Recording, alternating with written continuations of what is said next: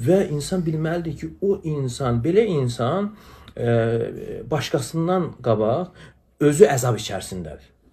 Yəni kin saxlayan insan, həsəd aparan insan, özü başqasına həsəd aparır, onun dünyasına görə, malına görə və digər onda olan, yəni Allah Teala'nın öz lütfündən bəxş etdiyi hər hansı bir nemətə görə o öz həyatını yaşayır, sevinç içərisində, bu isə əzab içərisindədir.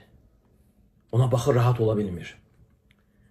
Ona görə deyilir ki, həsəd aparan insan aduvu ni'mətillah, Allahın nemətinin düşməni sayılır. Həsəd aparan insan Allahın nemətinin düşmənidir. Və həmçinin həsəd aparan insan yəni Allaha etiraz edənlərdən sayılır. Elə bilir ki, həsəd aparmaqla Allahın bölgüsünə razı qalmır. Yəni elə çıxır ki, bunun həsəd aparmasından, yəni sən ona düz verməmisən. Mənə verməli idi, ona vermirsən. Yəni elə bilir ki, Allah Teala'nı bölgüdə ittiham edir. Yəni sən düzgün bölməmisən. Ona görə sələflərdən biri deyir ki, o Zuhruf surəsində bir ayə var. O ayəni oxuduqdan sonra deyir, həsədi tərk elədimdir. Əhum yaqsimuna rəhmətə rabbik. Onlar deyir, sənin Rəbbinin rəhmətini bölüşdürürlər. Nəhnu qasamna beynəhum məişətəhum fil həyatid dünya. Biz onların dünya həyatındakı məişətini, yaşayışını biz böldük. Yəni Allahın bölgüsüdür.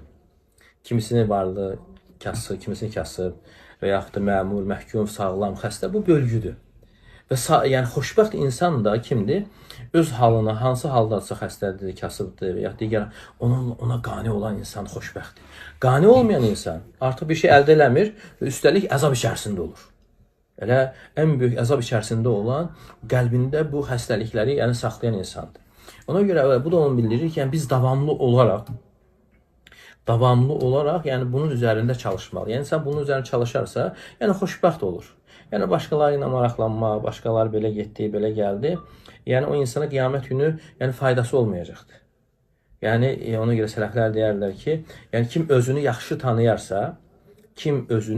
tanıyarsa, başqaları ilə məşğul olmağa vaxt qalmaz.